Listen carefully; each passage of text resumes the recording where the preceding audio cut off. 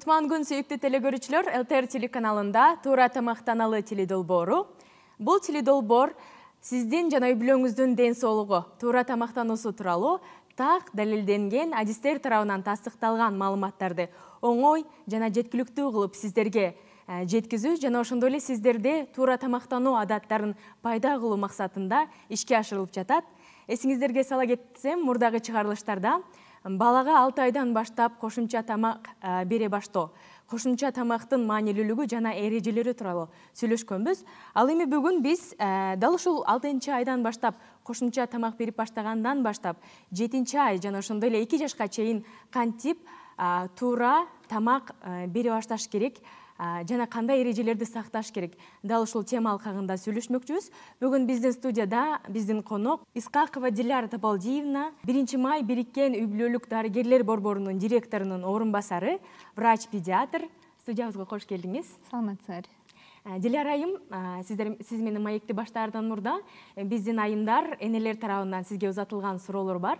Анда видео репортажга сиздин назарыңызды бурайын.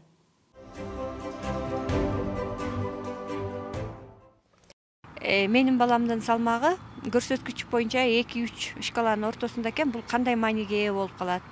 Боюн, салмагын канча жол өлчөтүп туруш керек бала туура өсүш үчүн. Сүйүктүү телекөрүүчүлөр, бүгүнкү чыгарылышыбызда балага 7 айдан баштап 2 жашка чейин кантип туура тамак беребиз. Дал ушул тема алкагында кеп козгоп жатабыз. Ал эми бүгүнкү биздин студиябыздын коногу Диляра Табалдиевна. Видео репортажда көргөндөй эле биздин айымдардын, энелердин сизге суроолору бар.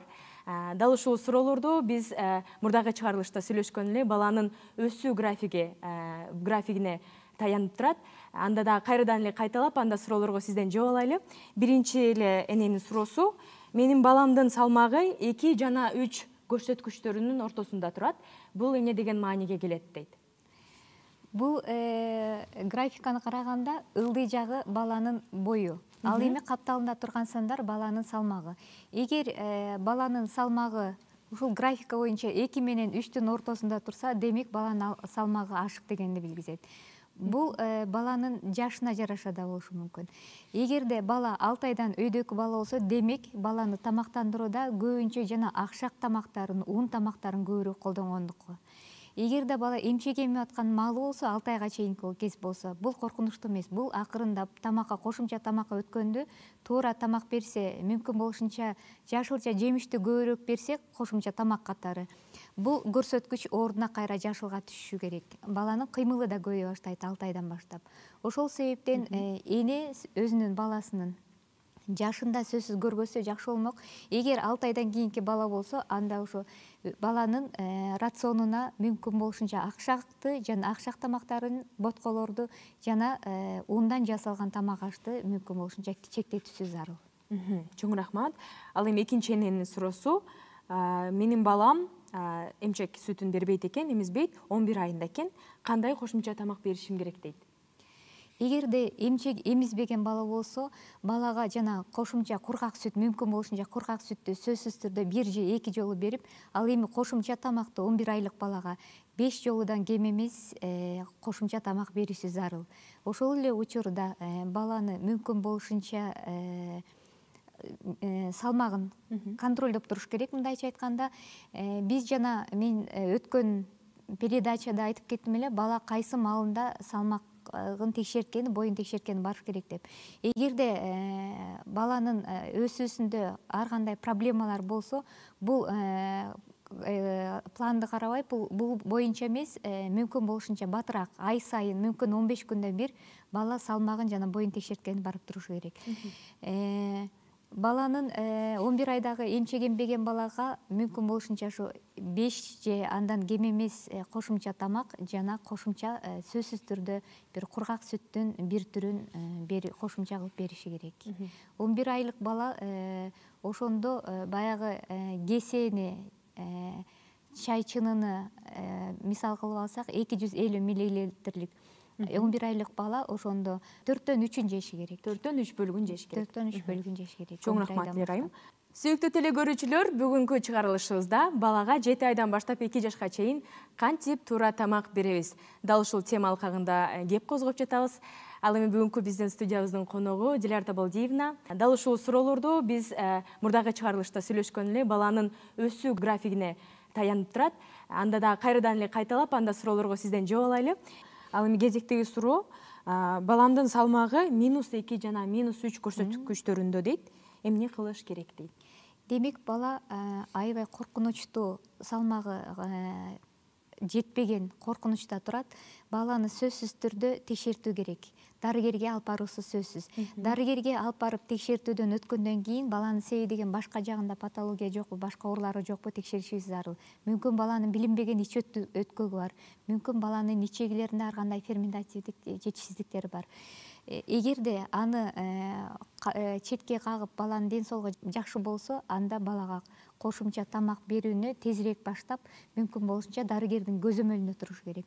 Бул бала 15 күн сайын салмагын текшертип, дарыгердин көзөмөлүндө тамактандырып, жанагы кошумча тамактардан сырткары дагы мүмкүн дарыгердин көрсөтмөсү менен башка дары-дармектерди да бериши мүмкүн.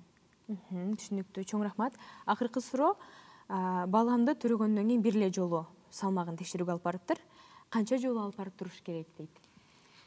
Бул баланын дарыгерге баланын салмагын текшертиш үчүн төрөлгөндө дарыгерге баргандан сырткары бала 2 айында, 3,5 айында, 5 айында, 6 айында, анан 9 айында, 1 жашында, 2 жашында, 3кө толгондо, 4 жашка толгондо, 5 жашка толгондо. Эгер бала бакчага бара баштаган бала болсо, ошо бала бакчадан текшерилип калат. Ошо бала бакчага барганга чейин бала жылда өзүнүн төрөлгөн күнүндө дарыгерге барып салмагын текшертиш керек. Ал эми 1 жашка чейинки бала болсо, жанагындай эгерде ден соолугу жакшы бала болсо, мен айткандай 2-3,5 ай, 5 айында, 6 айында, 9 айында, 1 жашында. Эгерде кандайдыр мүмкүнчүлүктөр болуп, баланын ден соолугу жакшы болбой, же болбосо салмагы ашып кетсе, же салмагы кем болсо, анда бул учурда бала дарыгердин көрсөтмөсү менен бат-баттан салмагын текшерткени барып турат. Чоң рахмат, Диляр Табалдиевна.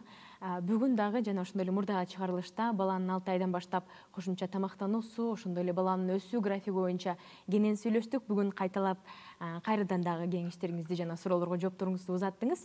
Ал эми бүгүнкү күндүн, бүгүнкү көрсөтүүбүздүн темасына кайрылып келсек, баланын кошумча тамак киргизилгенден кийин 7 айдан баштап 2 жашка чейин тамактануусунда эмнелерге көңүл буруш керек? Жана ошондой эле 6 эң маанилүү эреже. Дал ушул эрежелерге кошумча тамактануудан кийинки туура тамактануусуна кенен токтолуп өтсөңүз. Биринчи эреже бул баланын жашы. 6 айдан 8 айга чейин, 9 айдан 11 айга чейин жана 12 айдан баштап бала 2 жашка чейинки жашка бөлүп койгон. Ошого жараша баланын тамагы кандай тамак бериш керек, кандай көлөмдө бериш керек, ушу жаштык чектөөлөр ошондон улам белгиленген. Бул биринчи эрежеси. Экинчи эрежеси бул тамактануунун саны. Бул 6 айдан 8 айга чейинки убакытта балага 2 жолу кошумча тамак бериш керек. Андан сырткары 1 же 2 жолу шам-шум, мындай перекус деп коебуз, мындайча айтканда жеңил тамактануусу.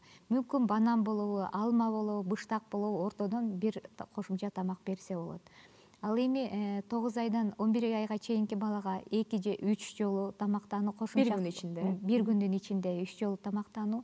Ал эми 1 жаштан ошондо 12 ай болуп калат. 12 айдан 24 айга чейинки балага 5 жолуга чейин кошумча тамактануу киргизиш керек.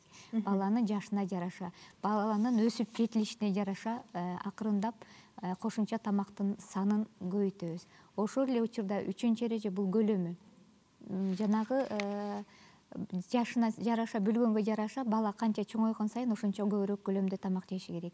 6 айдан 8 айга чейинки бала ошо чай чынını мисал кылып алсак, 250 мл чай чынынын жарымын 6 айдан 8 айга чейинки бала жеши керек.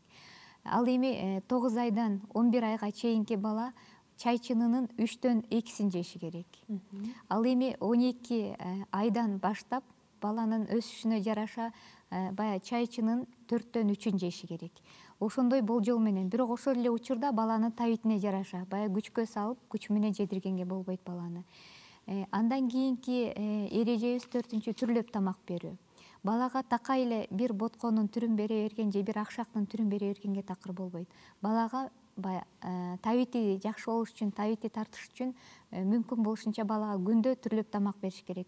Жашылча жемиштерден, ошол эле кургатылган жер жемиштерди кошуш керек, эт кошуп беришибиз керек, балык болобу, тоок болобу, баланын мүмкүн болушунча тамагын түрлөп бергенге аракет кылышыбыз керек. Бул баланын биринчиден табитине жакшы, табитин ачканга, экинчиден баланын организминин өсүп жетилишине жакшы. Андан кийинки эрежебиз коюлугу.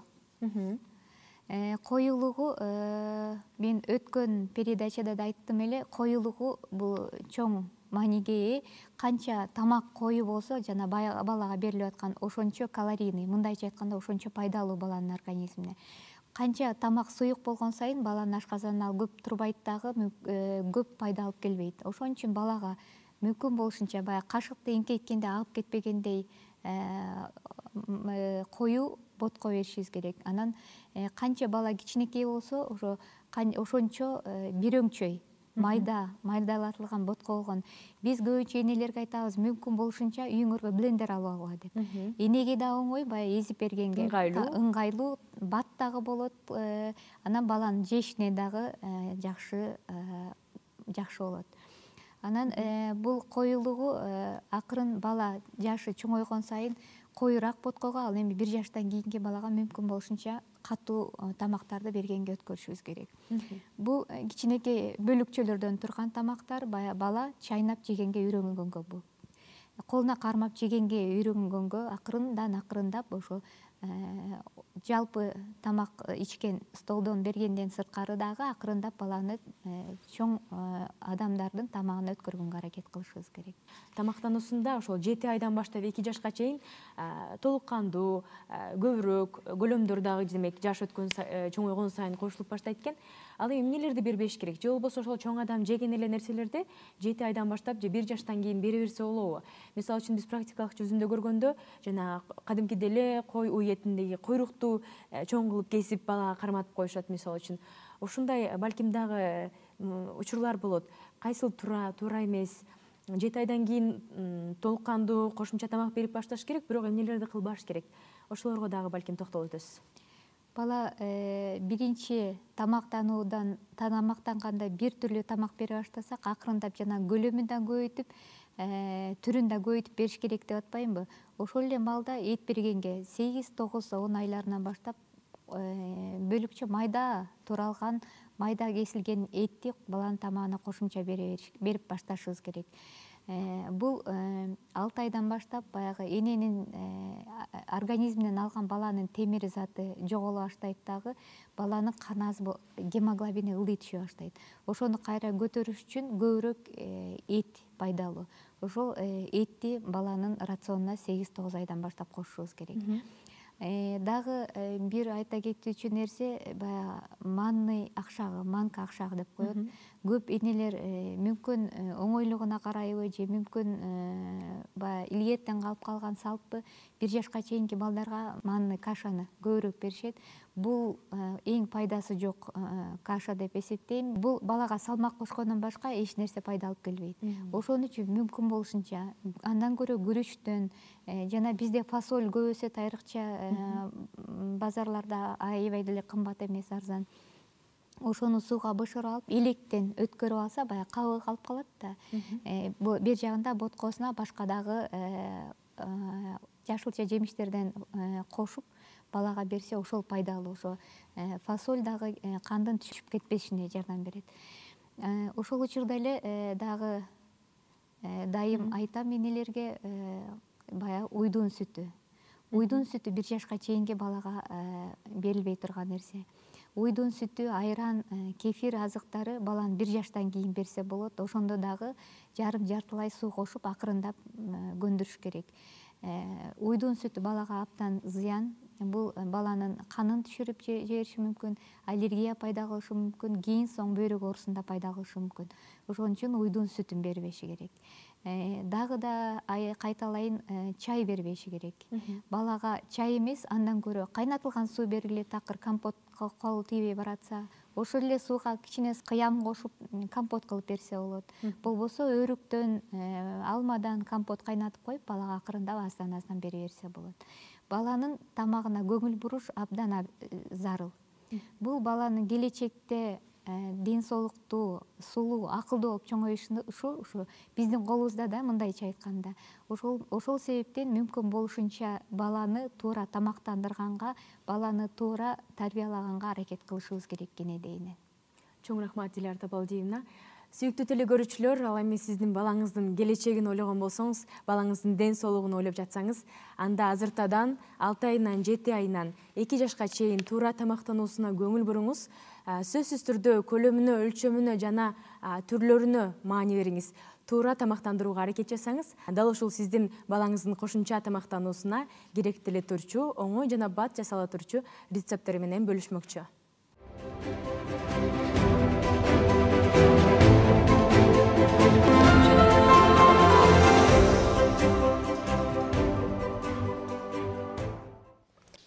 Саламатсыңар, урматтуу көрөрмандар. Менин атым Эгинбаев Берик. Мен Кыргыз Республикасынын ашпозчулар ассоциациясынын президенти болом.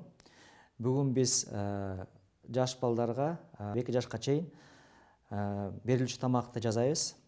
Кошумча тамак болуп эсептелет. Бул күрүчтөн жасалган ботко ашкабак менен кошулат.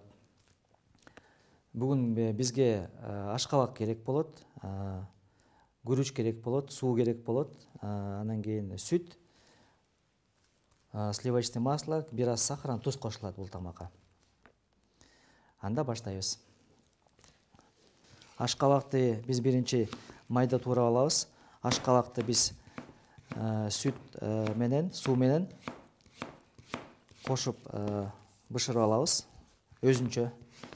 Анан кийин биз күрүчтү сууга бышырабыз. Сууга бышырып атканда туз кошобуз. 20 мүнөттөй бышырабыз. Күрүч бышкандан кийин сүт кошуп туруп, дагы бир аз ашкабакты кошуп аралаштырабыз. Ашкабагыбызды ушундай узун кубик кылып туруп алсак болот, же болбосо бир аз кичирээк кубик кылып туруп алса болот.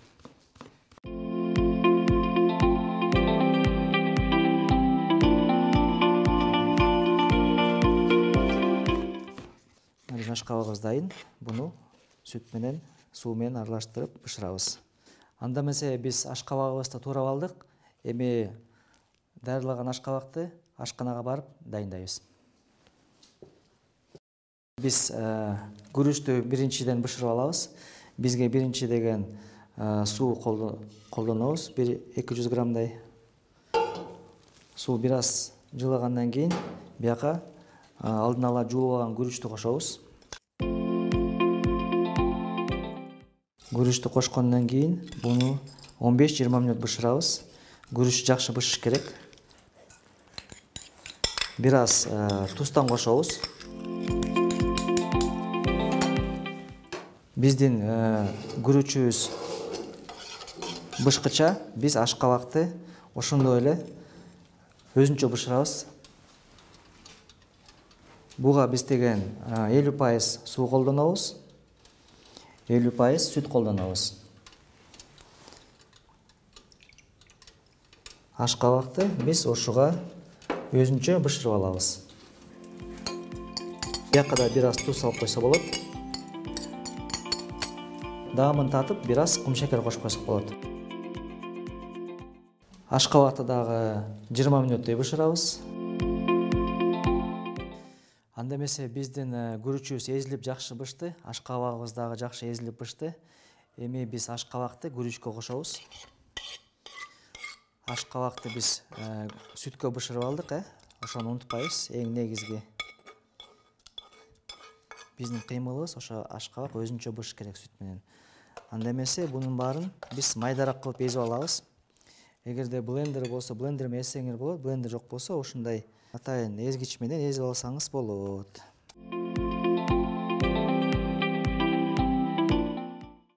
эң пайдалуу кошумча тамак. Бияка биз тузтон кошобуз бир аз. Кум шекерден дагы татымдап көрөбүз. Аралаштырып, сливочный майдан кошуп, баарын аралаштырып,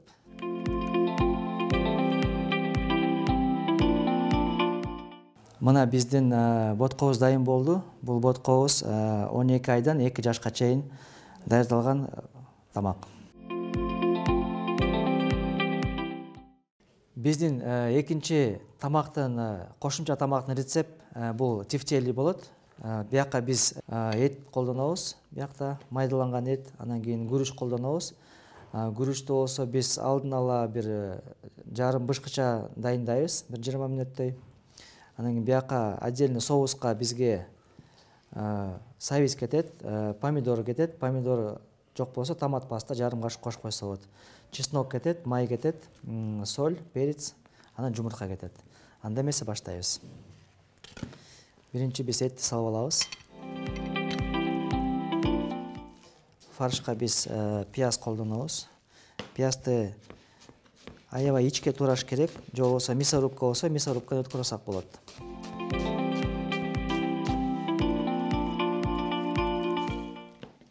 Бул пияздын жартысын биз соуска колдонобуз.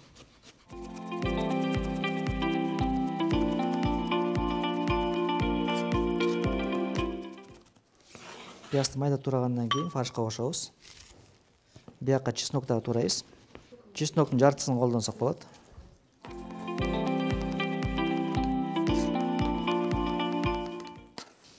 Мындай эзип алсаңар деле болот. Ушуну батыраак туралат. Чесноктун дагы даамы жакшы чыгат.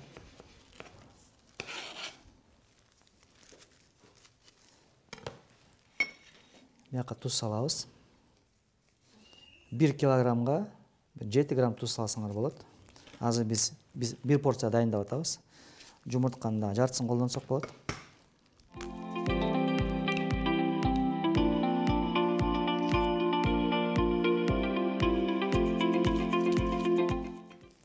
Bunun баарын биз аралаштырып алабыз.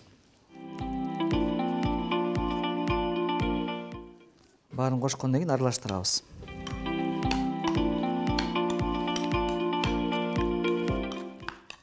Тефтелинин көлөмү болжол менен 3 сантиметр болуш керек. Бир аз жер жаңгактан бир аз чоңураак да. Ушундай кашык алып туруп тоголоктойбуз.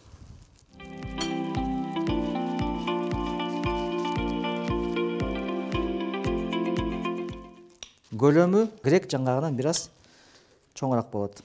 3 сантиметр болжол менен. Анан кийин мунун баарын биз бир идишке, кастрюльгө салабыз. Суудан көмгүчө куюп туруп 20 мүнөт бышырабыз. Мына биздин тефтелибиз дайын болуп калды. Азыр биз тефтелин соусуна керектүү жемиштерди турап алабыз. Бизге сабиз кетет. Сабизди бирдей кылып туруп кубик менен турасаңар болот.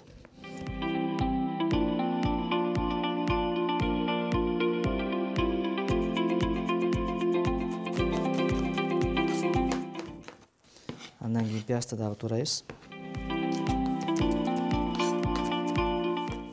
Пиязды дагы кубик кылып бирдей турайбыз.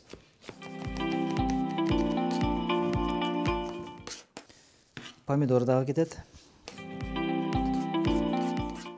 Помидор дагы кубик кылып турап алабыз.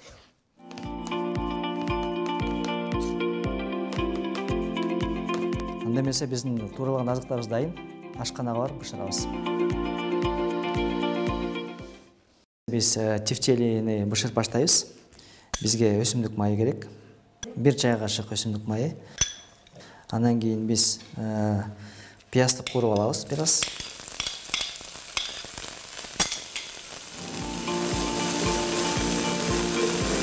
Бир аз пиязды кууруп алгандан кийин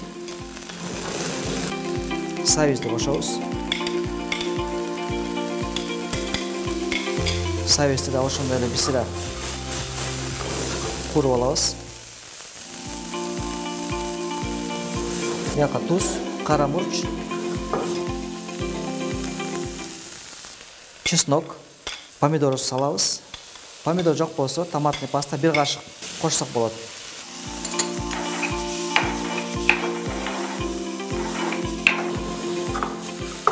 Бир сыра курулгандан кийин суудан кошобуз. 200 мг. Бир аз кайнап баштагандан кийин эле биз тефтелиди салабыз. Тефтели салгандан кийин крышканы жаап, отту бастатабыз. Бастаткандан кийин 15-20 мүнөт бышырабыз. Мына эмесе биздин суубуз кайнады. Суубуз кайнагандан кийин биз тефтелиди салабыз. Тефтелиди салабыз. Сиз соус кызыл болуш үчүн помидор көбүрөөк кошсоңор болот, же болбосо томат пастаны кошосуңар. Мына эмесе биздин тефтелибиз 15-20 мүнөттө бышат. Биздин 12 айдан 2 жашка чейин жаш балдарга жасаган тамагыбыз дайын. Мына тефтелибиз дайын болду. Уже соус да дайын болот.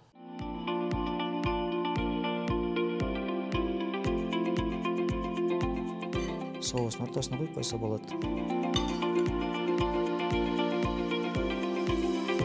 Андан кийин момундай свежий помидор менен кооздоп койсок дагы болот.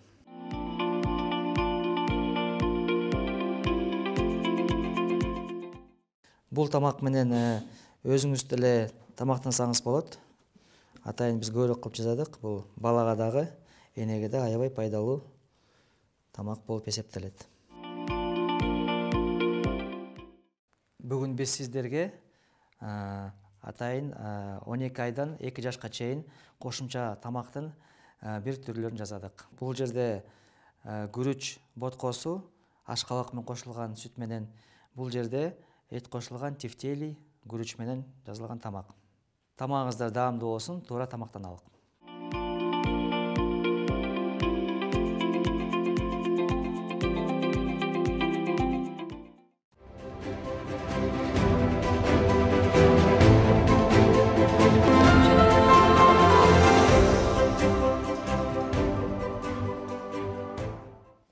Сүйүктүү телекөрүүчүлөр, бүгүнкү көрсөтүүбүздө баланын 7 айдан баштап 2 жашка чейинки туура тамактануусу тууралуу сөз кылдык.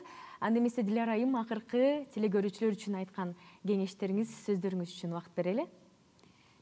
Урматтуу энелер, урматтуу аталар, урматтуу чоң ата, чоң энелер. Чоң ата, чоң энеге кайрылып атканым, азыркы учурда көпчүлүк неберелер ошо чоң ата, чоң эненин колунда тарбияланып жатат. Биринчи кезекте баланы 7 айдан 2 жашка чейин сөзсүз түрдө 3 жолу ысык тамак менен 2 жолу шамшум, ошондо бир күндө бала 5 жолу кошумча тамак алышы керек. Шамшум баланын табитине жараша быштак болобу, алма болобу, банан болобу, тамактандыруунун ортосунда 2 жолу берген жакшы. Ал эми баланын тамагын сөзсүз түрдө жаңы жасап, жылыткан тамак бербегенге аракет кылыңыздар, сакталып холодильникте турган тамак бербегенге аракет кылыңыздар. Мүмкүн болушунча, жана айтып кеттик, баланын жашына жараша көлөмүндө, жашына жараша түрлөп бергенге аракет кылыңыздар. Коюулугуна көңүл буруңуздар. Ушул тамактандыруунун бардыгы тең баланын келечегине, ден соолугуна чоң түздөн түз таасир этет. Ошон үчүн көбүрөөк баланын тамактануусуна көңүл берип койсоңуздар, бул баланын каназы болуусуна, боюнун өсүшүнө, ден соолугунун чоң болушуна чоң өбөлгө түзөт. Дилара Табалдиевна, убакыт бөлүп биздин студиябызга конок болуп бергениңиз үчүн чоң рахмат. Урматтуу телекөрүүчүлөр, балаңыздын келечеги үчүн, ден соолугу үчүн туура тамактануусуна көңүл буруңуз, маани бериңиз дейли. Жана ошондой эле өзгөчө 7 айдан 2 жашка чейин бир күн ичинде күн сайын 5 маал тамактануусуна көңүл буруңуз дейли. Ал эми кийинки чыгарылышта биз өспүрүмдөрдүн тамактануусу тууралуу сөз кылмакчыбыз. Ошондуктан өзгөчө өспүрүмдөр, кыздар жана балдар кийинки чыгарылышта көрүшкөнчө сак саламатта туруңуздар, туура тамактаныңыздар.